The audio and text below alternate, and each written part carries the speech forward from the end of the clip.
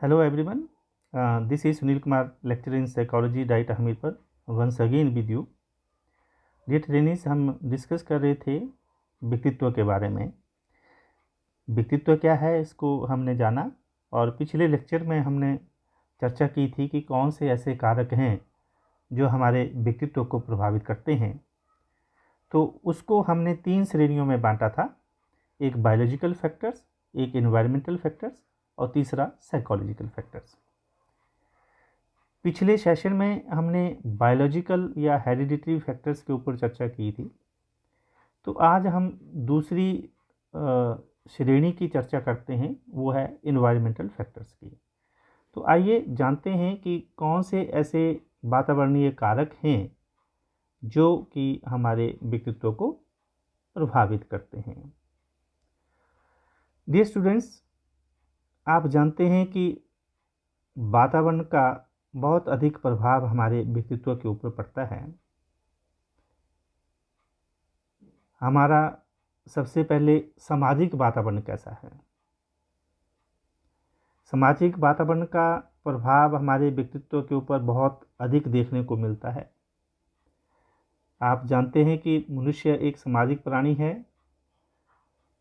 और personality is shaped by the interwoven with the social environment. यानी कि मनुष्य का व्यक्तित्व समाज में वातावरण से गूंथा हुआ होता है।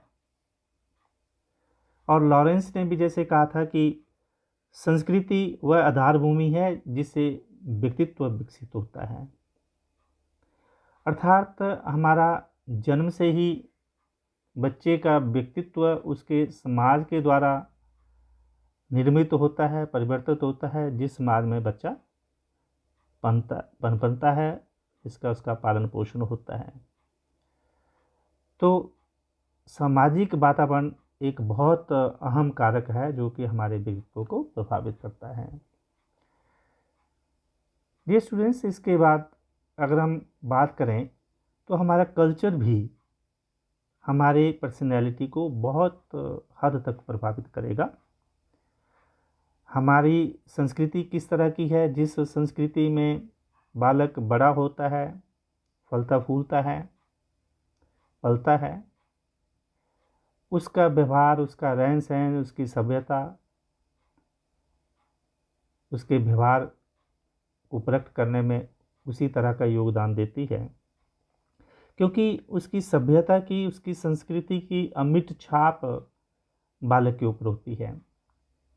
दूसरे शब्दों में व्यक्तित्व को संस्कृति का दर्पण भी कहा जाता है, मिरर ऑफ कल्चर, क्योंकि प्रत्येक संस्कृति की अपनी मान्यताएं हैं, रीति रिवाज हैं, रहन सहन अलग अलग हैं, उनकी धार्मिक विश्वास अलग हैं। अतः जिस संस्कृति में व्यक्ति रहता है उसी के अनुसार ही उसके व्यक्तित्व का विकास होगा। ये स्टूडेंट्स, इसके बाद हम लेते हैं जो हमारा फिजिकल एनवायरनमेंट है, जो भौगोलिक विकास है या भौतिक विकास है, ज्योग्राफिकल या फिजिकल एनवायरनमेंट। आप जानते हैं कि व्यक्तित्व के विकास में भौगोलिक या भौतिक वातावरण का बहुत प्रभाव पड़ता है। गर्म जलवायु में रहने वाले लोग, उनका रंग अलग होता है। ठंडे इलाके में रहने वालों का जो रंग रूप है वो अलग होता है। तो ये वहाँ की जलवायु के ऊपर निर्भर करता है।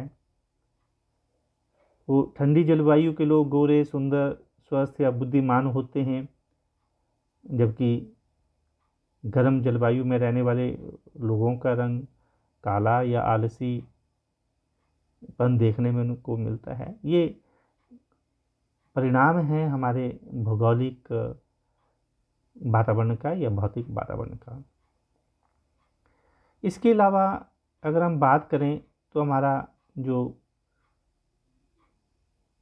नेबरहुड है उसका भी प्रभाव पड़ेगा। नेबरहुड या फ्रेंड्स हमारे किस तरह के हैं, किस वातावरण में बच्चा पल रहा है, उसका आस पड़ोस कैसा है। तो आस पड़ोस का प्रभाव बहुत देखने को मिलता है। बच्चा वो सीखता है जो कि उसके फ्रेंड्स करते हैं, जो उसका पीयर ग्रुप करता है, जो उसके पड़ोसी करते हैं, जिसको हम सोशल लर्निंग भी कहते हैं। तो एकदम बच्चा अपने परिवार में या अपने संगी साथियों के साथ या अपने पड़ोसियों के साथ अंतःक्रिया करता है और परिणाम स्वरूप उसके व्यक्तित्व को बहुत अधिक तक ये कारक प्रभावित करता है। तो बच्चे की कहते हैं ना, जैसी संगत वैसी रंगत।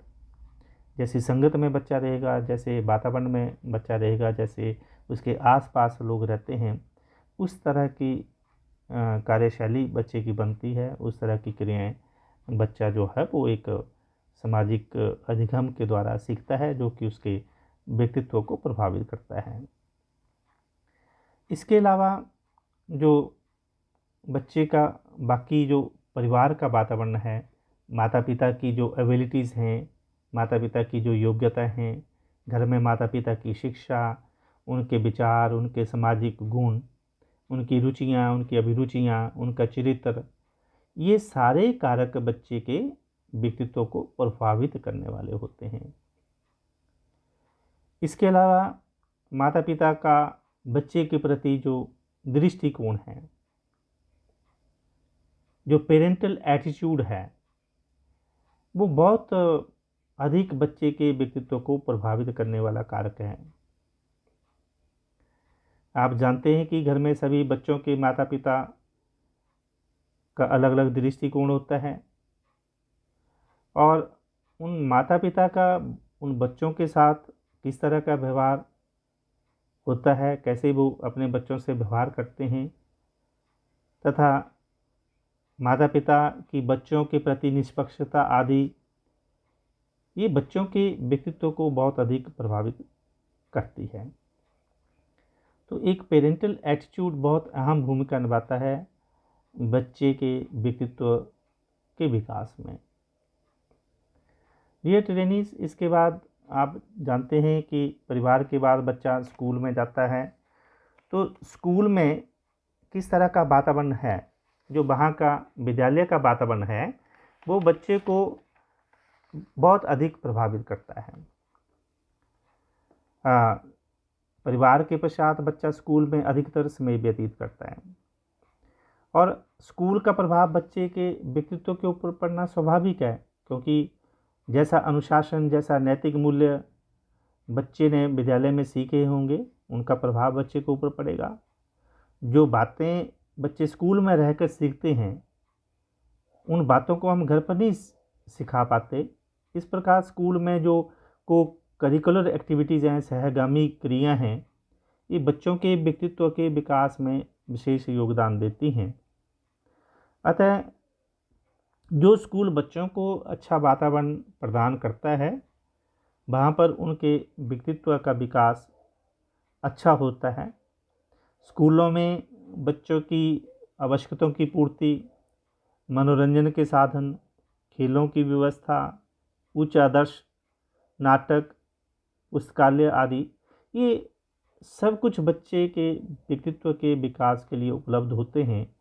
अतः हम ये कह सकते हैं कि परिवार के बाद स्कूल का बहुत अधिक प्रभाव बच्चे के व्यक्तित्व के ऊपर पड़ता है, क्योंकि अब बच्चा विद्यालय में अधिक समय बिताता है और विद्यालय के अपने साथियों के साथ या विद्यालय के परिवेश में बड़ा होता है।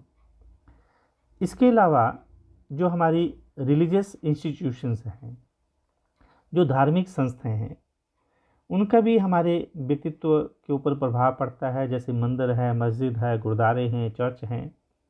इन संस्थाओं द्वारा चलाई जाने वाली जो जितनी भी धार्मिक गतिविधियां हैं, ये बच्चे के व्यक्तित्व को प्रभावित करती हैं और उनकी विचारधारा को दिशा प्रदान करती हैं। ये ट्रेनिंग्स इस तरह से बहुत सारे कारक हैं जिनको आप इस टॉपिक में और भी विस्तृत व्याख्या करने के लिए जोड़ सकते हैं। तो इनको आप अदर्स एजेंसीज हेडिंग्स में आप डाल सकते हैं। अन्य संस्थाओं में जैसे आप प्रभाव देखते हैं मीडिया का। आज के युग में चाहे वो प्रिंट मीडिया हो, इलेक्ट्रॉनिक्स मीडिया हो, इसका बहुत ज़्यादा प्रभाव बच्चे के व्यक्तित्व के ऊपर पड़ता है। बच्चा टेलीविज़न देखता है, रेडियो सुनता है, फिल्म देखता है, साहित्य या ललित कलाओं से जुड़ी हुई संस्थाएं, संचार के जितने भी साधन हैं, चाहे समाचार पत्र हों, पत्रिकाएं हों, पुस्तक हों या अन्य प्रकार का विविध प्रकार का जो साहित्य है, वो बच्चे की मानसिकता को प्रभावित करता है। परिणाम स्वरूप उसका व्यक्तित्व प्रभावित होता है। इसी प्रकार वेशभूषा का भी व्यक्तित्व के विकास में महत्वपूर्ण योगदान होता है। कीमती वेशभूषा की अपेक्षा जो उचित वेशभूषा का बच्चे के ऊपर अधिक प्रभाव पड़ता है, अच्छा प्रभाव पड़ता है। उचित तथा प्रशंसनीय वेशभूषा से बच्चे का आत्मविश्वास और आत्मसम्मान की भावना विकसित होती है।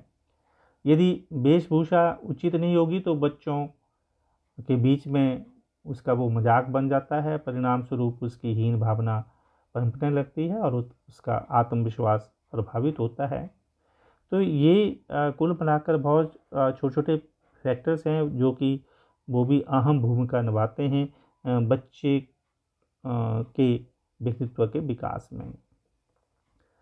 तो संक्षेप में हम ये कह सकते हैं, चाहे वो हमारी सामाजिक संरचना है, सांस्कृतिक वातावरण है, भौगोलिक वातावरण है, परिवार का वातावरण है, या माता पिता का बच्चों के प्रति दृष्टिकोण है, या माता पिता की योग्यता है, या पारिवारिक सदस्यों का व्यवहार है, या परिवार का जो साइज है, स्कूल का वातावरण है, आस पड़ोस है, धार्मिक संस्थाएं हैं, मित्र मंडली है, या बच्चे की जो सामाजिक आर्थिक स्थिति है, जो सोशियो इकोनॉमिक बच्चे का स्टेटस है, जिस भी सामाजिक स्थिति से बच्चा आता है, जिस भी आर्थिक स्थिति से बच्चा निकलता है, उन सब का प्रभाव किसी न किसी रूप में बच्चे के ऊपर अवश्य पड़ता है।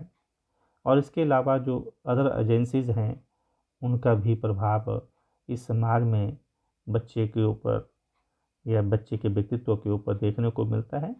तो हम ये कह सकते हैं कि वातावरण एक बहुत बड़ा कारक है जो कि बच्चे के व्यक्तित्व के विकास को प्रभावित करता है। तो इन्वायरमेंटल फैक्टर्स में इतना ही। That's all for today. Thank you very much.